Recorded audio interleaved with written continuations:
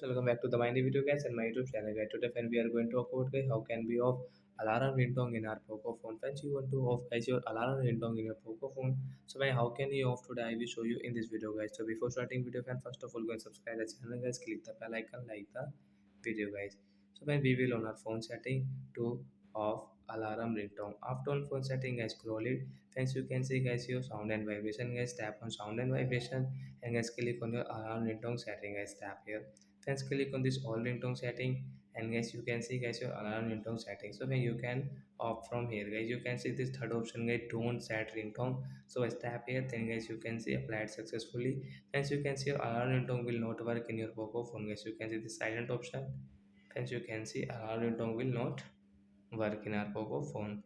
So that's it guys, thanks for watching the video guys. We will meet on next video guys with new topic. Before going guys, please go and like the video, subscribe the channel. Bye bye friends, thanks for watching the video guys.